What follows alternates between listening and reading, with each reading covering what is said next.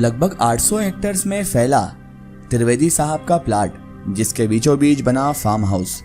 एक कोने में मछलियों और मगरमच्छों से भरा तालाब, तो दूसरे कोने में कुत्तों का बाड़ा, जिसमें एक से एक खतरनाक कुत्तों को रखा गया था। उनके लिए ताज़ा मांस और गोश्त के लिए ढेर सारे बकरे और सुअर।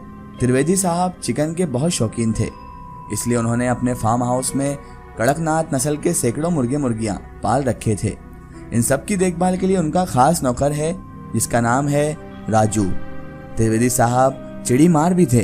वो जब कभी हवेली की छत से ही किसी परिंदे का शिकार करते तो राजू अपने वफादार कुत्तों के साथ जान पर खेलकर भी शिकार को तुरंत लाकर उनकी सेवा में पेश कर देता। इलाके में त्रिवेदी साहब के नाम का खौफ मौजूद था। सबको पता था कि यह मगरमच्छ से भरा तालाब कितने दरोगा मुंशियों की जान ले चुका है, और आज तक ना जांच हुई ना ही मुकदमा चला, क्योंकि त्रिवेदी साहब का दबदबा पूरे इलाके में बड़ा मशहूर था। इधर राजेश पार्क में अपनी गर्लफ्रेंड के साथ लिप्स टू लिप्स किस में मस्त था कि पार्क के कोने में कुछ बिजली सी चमकती है। तभी झाड़ियों से कुत्ता दौड़ता हुआ राजेश की तरफ आता है। राजेश सकपका जाता है। वो अपनी गर्लफ्रेंड को किनारे करके खुद सामने आ जाता है। तभी एक हाथ में तलवार और एक हाथ में किसी इंसान की कटी हुई मुंडी लिए हुए एक आदमी दौड़ता हुआ इन दोनों की तरफ बढ़ता है। राजेश और उसकी गर्लफ्रेंड डर जाते हैं। वो मेन गेट की तरफ भागते हैं। पार्क में मौजूद लोग जितने भी मौजूद होते हैं वो सब डर जाते हैं। अभी राजेश और उसकी गर्लफ्रेंड गेट तक पहुंचे ही हैं कि तलवार वाला आदमी ठीक उनके पास आ जाता है। दोनों का डर के मारे पसीना पसीना छूट जाता है। तभी वो कुत्ता वापस आकर कूकू करता हुआ तलवार वाले शख्स का पैर चाटने लगता है। वो शख्स भी तलवार रखकर झुकता है और कुत्ते को गले लगा लेता है। ये सब देखकर राजेश का डर खत्म हो जाता है। राजेश पूछता है, क्या है यार ये सब, इतना खून खराबा क्यों? वो शख्स बोलता है, कुछ नहीं यार, प्रैंक था, हम लोग यूट्यूबर हैं। तभी एक एक करके झाड़ियों से निकलते हुए बहुत से लड़के पास आ जाते हैं। वो शख्स अपना नाम अनिल बताता है और अपने सभी दोस्तों को राजेश से इंट्रोड्यूस करवाता है। सभी बारी बारी से अपना परिचय देते हैं। अनिल और राजू में मोबाइल नंबर का आदान प्रदान भी हो जाता है और दोनों वहां से चले जाते हैं। एक मामूली सी मुलाकात जान पहचान में, और जान पहचान कब दोस्ती में बदल जाती है किसी को पता भी नहीं चलता है। और संडे टू संडे उनकी मीटिंग भी होने लगती है। राजेश भी प्रैंक वीडियोस बनाने में उन सभी की मदद करने की इच्छा जाहिर करता है। सब एक टीम का गठन कर लेते हैं, जिसमें राजेश की गर्लफ्रेंड भी शामिल हो जाती है।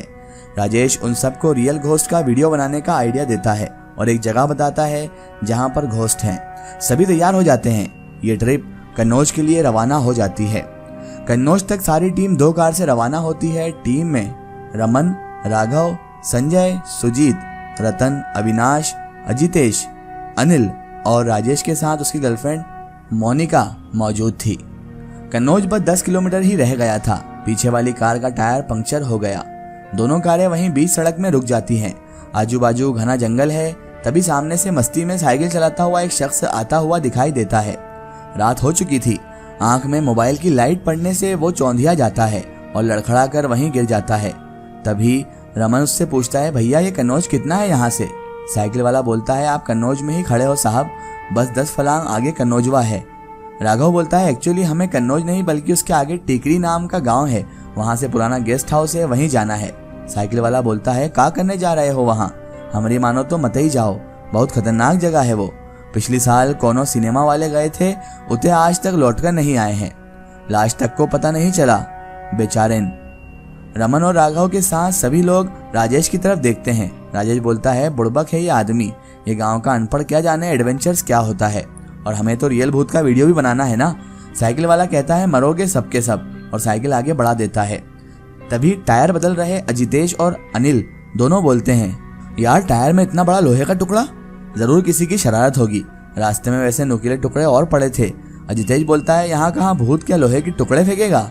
और यूं ही बातचीत करते करते टायर भी बदल जाता है और 10 मिनट बाद कन्नौज भी आ जाता है।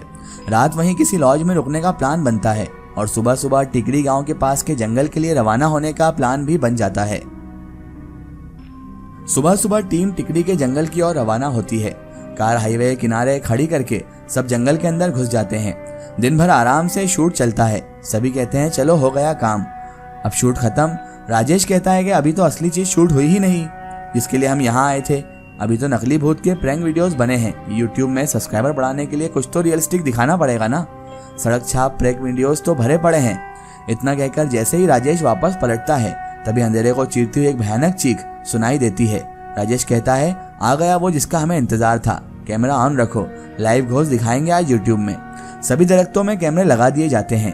अजितेश एक कैमरा खुद हैंडल करता है। तभी आसमान से कोई चीखता हुआ साया आता है और अजितेश को अपने साथ हवा में उड़ा ले जाता है। और जब अजितेश जमीन पर गिरता है तो वो जिंदा नहीं होता है बल्कि खून में लथपथ लाश में बदल चुका होता है। किसी को कुछ समझ में आता उससे पहले सभी वहां से दौड़ लगा देते हैं। कौन किस दिशा में भाग रहा है किसी को कुछ पता ही नहीं चलता है। सुजीत अभी कुछ दूर भागा ही था कि उसका पैर किसी फंदे से टकराता है और अगले ही पल वो अपने आप को जाल में फंसा हुआ ऊपर पेड़ पर पाता है। मोनिका दौड़ती दौड़ती एक खड्डे में गिर जाती है और जब होश में आती है तो अपने आप को एक घनघोर काली अंधेरी कोठरी में पाती है। अपने आप को अकेला पाकर वो चीख उठती है, मगर तभी एक शख्स के कराहने की आवाज सुनाई देती है। वो पूछती है, कौन है? जवाब में आवाज आती है, मैं रमन हूँ मोनिका, बाकी सब कहाँ हैं? बाकी का पता नहीं, मैं तुम्हारे पीछे ही थी। कहने लगता है, मैं भी तुम्हारे पीछे ही था। जैसे ही तुम खड्डे में गिरी मैं भी तुम्हें बचाने के लिए तुम्हारे पीछे कूद पड़ा और जब आंख खुली तो इस अंधेरी कोठरी में खुद को पाया। मोनिका कहती है कि राजेश कहाँ है? मुझे अकेला छोड़कर आखिर वो भाग कहाँ गया? रमन कहता है, देखो ये गर्लफ्रेंड बॉयफ्रेंड का मामला है, बाद में लड़ झगड़ लेना, पहले ये डिसाइड करो कि यहाँ से निकलना कैसे है। मोनिका कहती है, हाँ तुम सही कह रहे हो, और वहाँ मौजूद सामग्री को इकट्ठा करके किसी तरह से प्रकाश की व्यवस्था में वो दोनों जुट जाते हैं। इधर संजय दौड़ते दौड़ते थक कर एक पेड़ के नीचे रुक जाता है। तभी पेड़ के पीछे से एक हाथ उसके चेहरे की तरफ बढ़ता है और उसका मुंह दबा लेता है। संजय तड़पने लगता है। तभी उस शख्स का दूसरा हाथ जिसमें खंजर लिया हुआ था संजय की गर्दन काट देता है और खंजर को अपनी कमर से पीछे तरफ खोसता हुआ एक हाथ में संजय का सिर और दूसरे हाथ में धड़ को लिए घसीटता हुआ जंगल की अनंत गहराइयों में गुम हो जाता है। इधर मोनिका और रमन घास फूस को एक डंडे में लपेटकर एक मशाल बना लेते हैं। रमन के पास लाइटर था मगर उसने कहीं रखा था, उसे याद नहीं आ रहा था। तभी मोनिका कहती है, जल्दी करो यार, जल्दी याद करो, तुम भी डफर हो, जब हमें कोई मार डालेगा तब लाइटर ढूंढोगे क्या? वैसे तो सिगरेट का धुआं उड़ाने में बहुत मजा आता है तुम लोगों को, और अब लाइटर नहीं मिल रहा है जब उसकी बहुत ज्यादा जरूरत है। कैसे लोग हो तुम? तभी जैकेट की पॉकेट में रमन को लाइटर मिल जाता है जिससे वो तुरंत घास फूस की बनाई हुई मशाल को जला देता है। रोशनी धीरे धीरे चारों तरफ फैल जाती है और सामने जो मंजर दिखता है वो बहुत ही ज्यादा भयानक और खौफनाक होता है। वो अपने आप को कंकालों के ढेर के बीच खड़ा हुआ पाते हैं। तभी कोठरी के सामने के रास्ते से किसी के पास आने की आहट और गुर्राहट दोनों सुनाई देती है। मोनिका कहती है, जान बचानी है तो भागो, और दोनों विपरीत दिशा में भागने लगते हैं।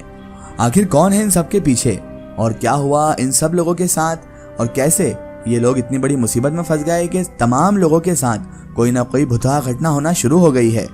ये सब मालूमात हम जानेंगे इस वीडियो के अगले पार्ट में।